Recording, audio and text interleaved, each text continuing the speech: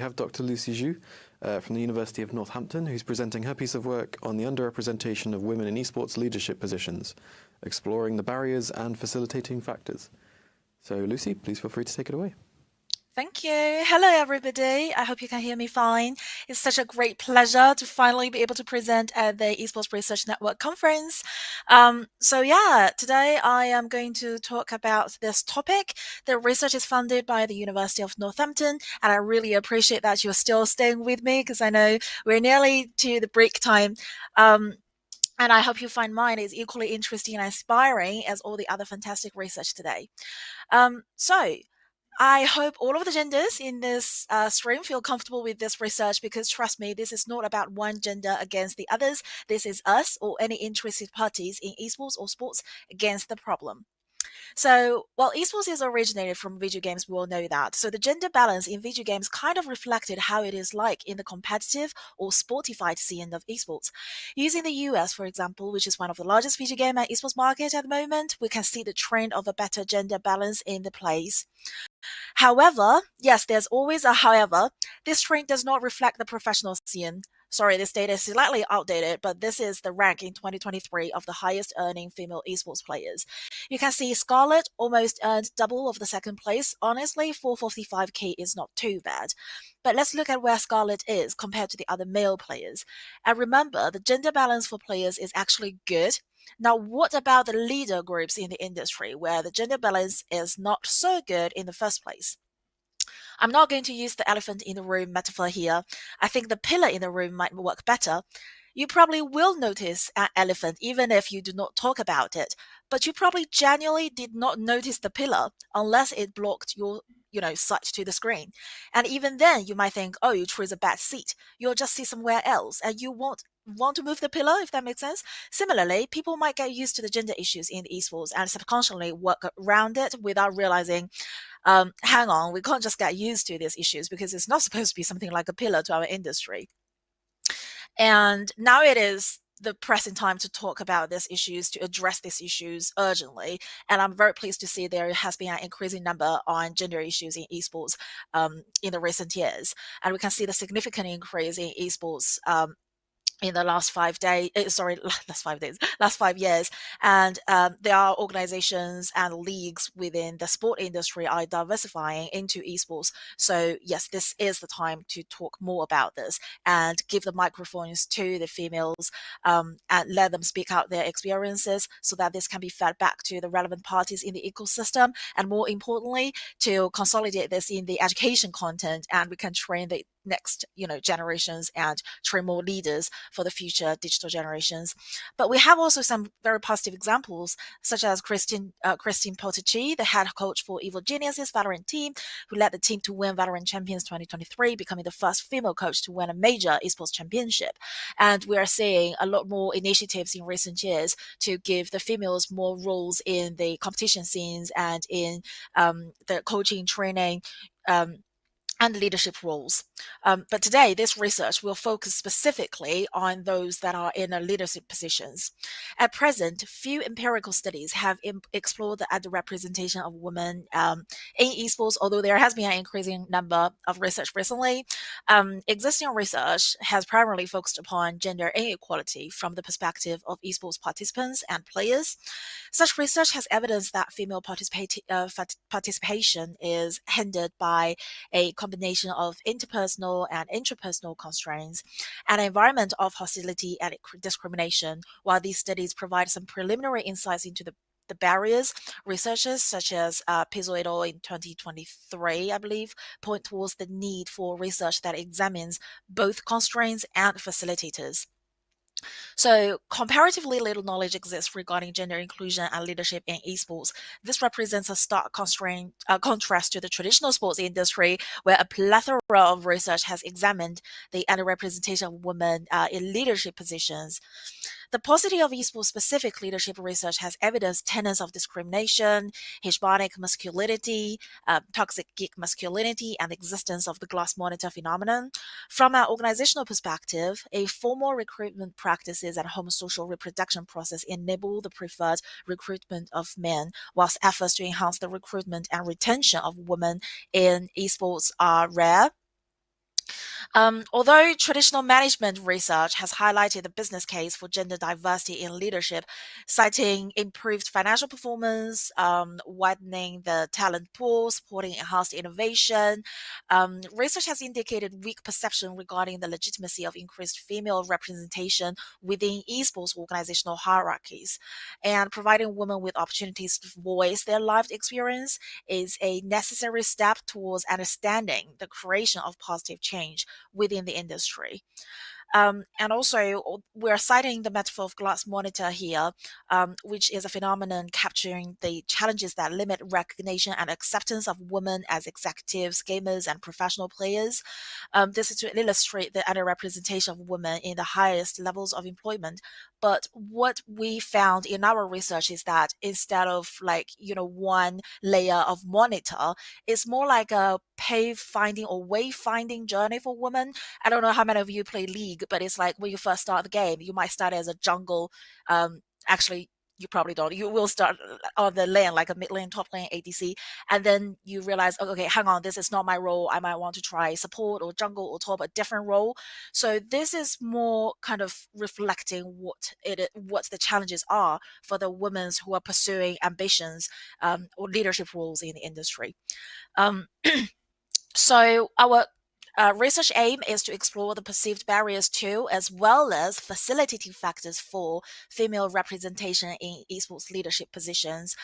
So we appreciate the important lessons from both sides. Something that the women are still struggling with, as well as some very helpful factors, some very very good lessons. Something that has been done really well. So 3 objectives. First, we want to conduct online interviews to explore these factors. And secondly, we want to create a multi-level theoretical framework to advance the understanding of this and to understand this in a more systematic way. And finally, to make practical recommendations. Here is our underpinning framework. Please bear with me if I'm speaking really fast because there is a lot of content to cover. So we use this ecological system theory. This theory situates the individual within their social environment and identifies 5 systems in which an individual exists. First, the microsystem refers to social relational influences of significant others like partners, parents, friends. And secondly, the mesosystem recognizes combined interaction of 2 or more microsystems. And thirdly, the exosystem refers to the organizational or structural influences like organizational policies, recruitment policies, or processes. And fourth, the macro system refers to the social, cultural level, the norms and cultural systems. This is actually a separate paper that I did last year. Because it's actually more complicated than just one layer. And finally, the chronosystem refers to changes over time which impact the individual. In terms of the method, esports is a small world. We try to collect data as much as possible, but it has been a very hard process, and this kind of also evidenced how few of female leaders are actually there in the industry. When I reached out to potential participants on LinkedIn, I sometimes got positive answers, but also a question, which is, are you working on the same project as Abby? Who's Abby? She's my research assistant. And the lady who asked this question is based in Chile or Argentina. I mean, what is the chance if you are doing a research about experiences of male football coaches and you and your RA happen to reach out to the same male head coach on the other side of the planet? So that is how small the population is comparatively. And we finally collected 14 interviews, each lasted 30 to 40 minutes using a semi-structured interviews approach. So here are the list of our interviewees, and they all have quite a few years experiences in the industry, and they have very diverse roles in the industry. Most of them are based in UK or US, but we also have a couple from, for example, Korea and the other countries as well. Here are some very interesting findings. I'm going into the details later, but I'll just quote them directly here. For example, they wanted to talk to my boss. I mean, I am the boss. So there are a couple of CEOs who we interviewed, And they mentioned about when they had to do some pitching to their potential clients, and the clients were really impressed with the content and they like to know more about the system. And they then said, "Can I talk to the boss?" So there is a pre-assumption that the lady who was doing the pitch was only there for the pitching or for the client-facing jobs instead of the boss themselves. And also things like people need to see more women in these roles so they know it's normal for women to do it. That is also why, so after this initial data collection, me and the co-author, we created some other activities and workshops with local schools and colleges in order to normalize, the women's role in esports. And also, there's some positive things like changes are seen in the past few years. It has definitely been better than before. That's another reason why we want to do this research, is want to find out what actually worked that contribute to this improvement. So as we move into our preliminary results, this slide provides an overview of the major barriers and facilities that emerged. What became clear is that women's pathway into esports leaderships are shaped by factors at multiple levels. There's nothing very directly mentioned at the corona system level, but there were a lot mentioned at the individual. Starting from the barriers, homologous reproduction came up consistently. This refers to leaders who are predominantly men, tending to hire and promote people who look like them, behave like them, and come from similar backgrounds.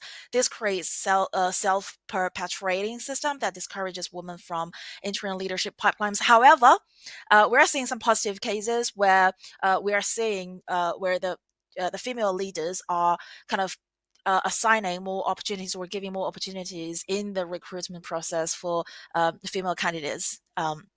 As well. Another significant issue relates to organizational structures and policies. Many women highlighted that workforces lacked explicit protections or flexible policies, particularly around parental responsibilities or reporting structures for discrimination. That's two separate things, but I do believe that both of them have been addressed to different extent in the industry already.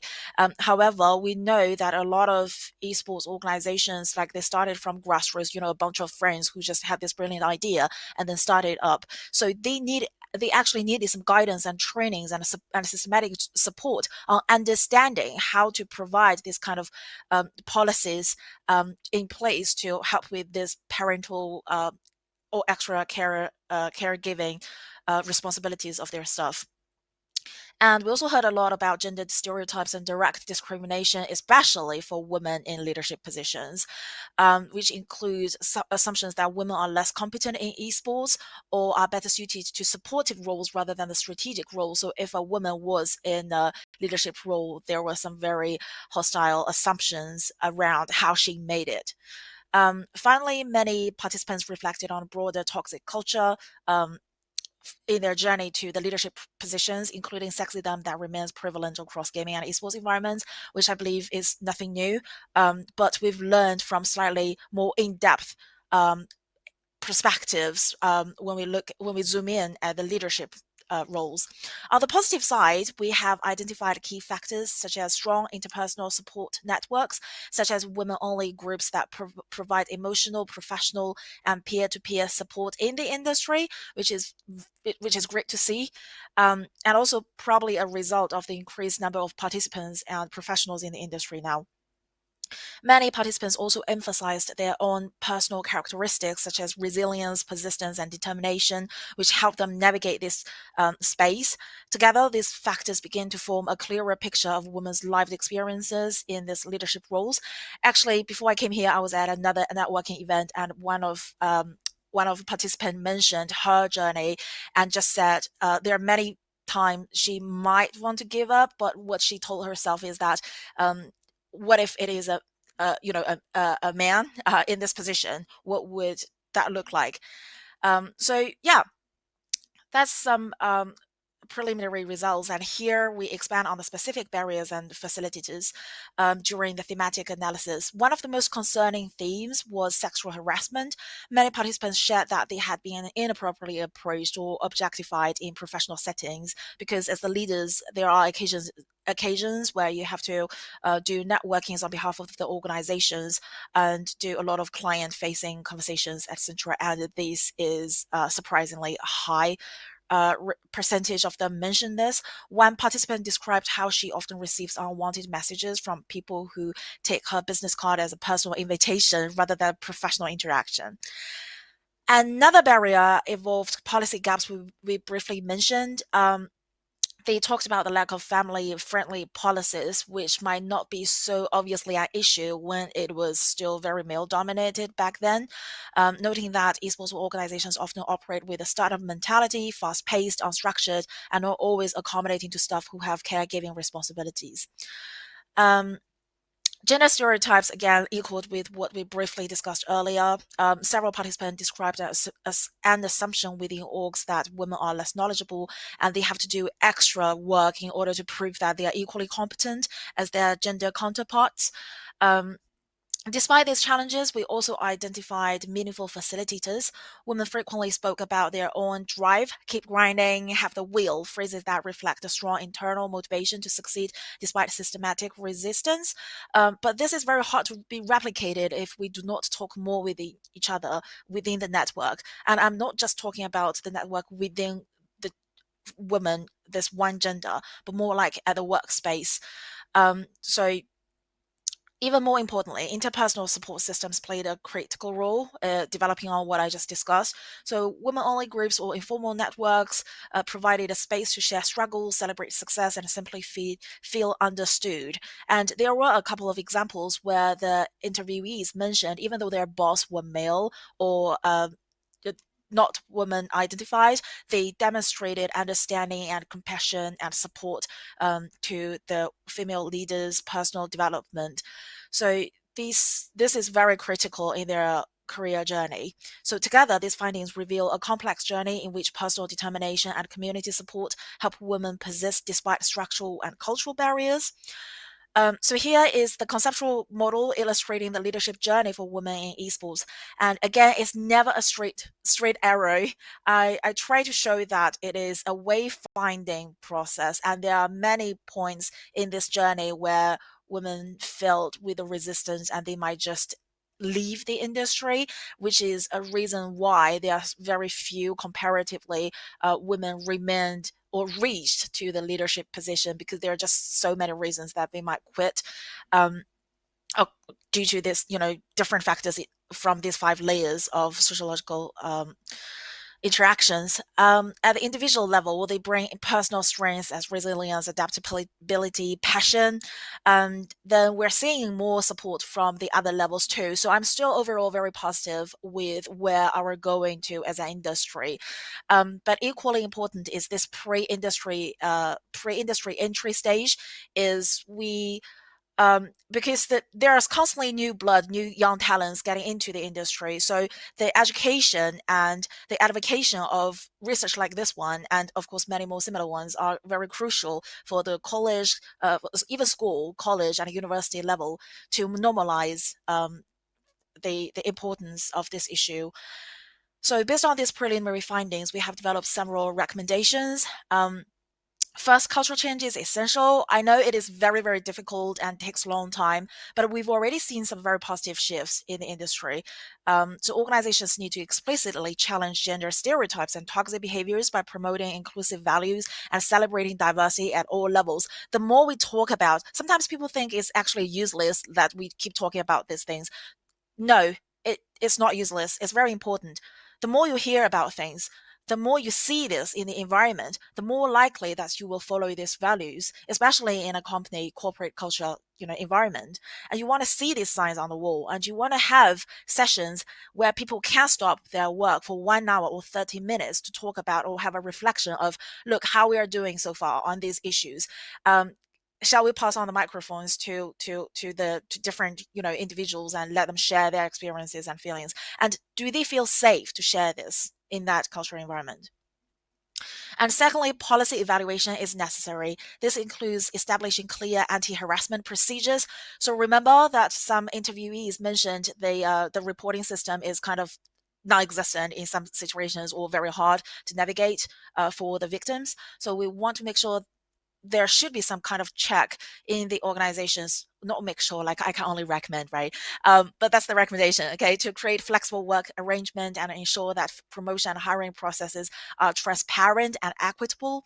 Such policies help formalize support for women and prevent issues from being overlooked. And again, this is not just protect one gender. Honestly, discrimination can happen in any situations, regardless of gender. And women and non-binaries and any demographic should be kind of supported.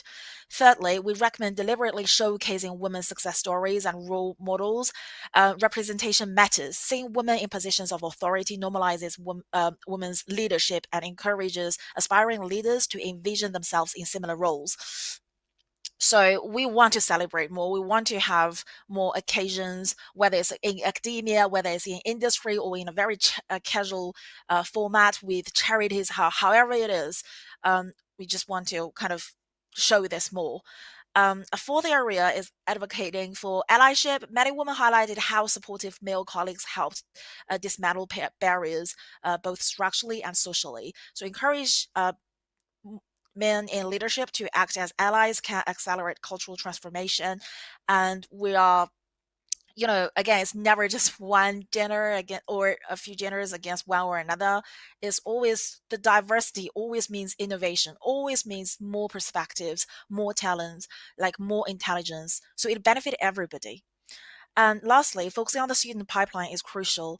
Early exposure to leadership opportunities, mentorship programs, and gender inclusive gaming communities can encourage more young women and non binaries to enter the esports ecosystem and eventually move into leadership.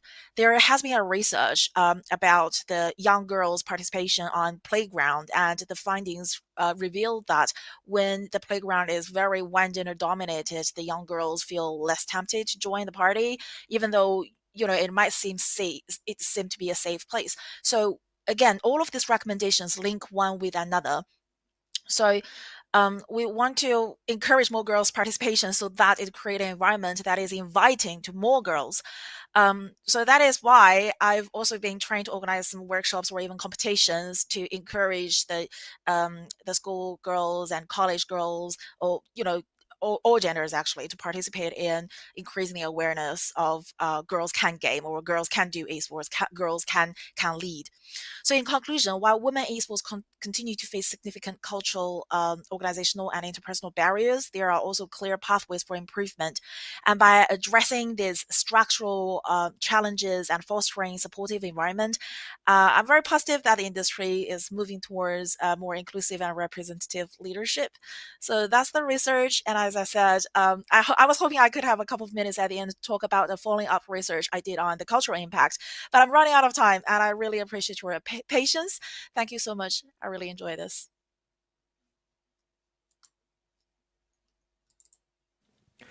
Thank you very much for that, Lucy.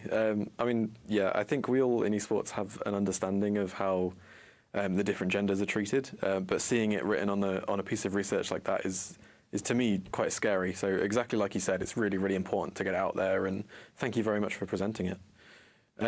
We do have a couple of questions in the Twitch chat, but we don't have too much time to answer them. So if I'm just going to choose one quickly, B to the Y says, how large is the gap between the proportion of women in esports leadership positions and the proportion of women in the competitive player pipeline from which these roles are typically recruited?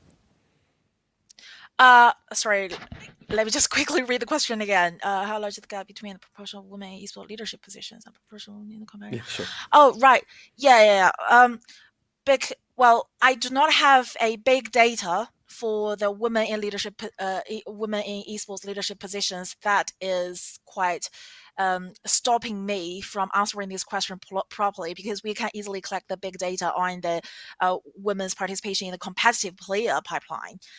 So I cannot answer this accurately, unfortunately, but I can definitely feel the difficulties or how small that is during this data collection process. Honestly, it took us nearly 7 months to recruit, just to even find 30.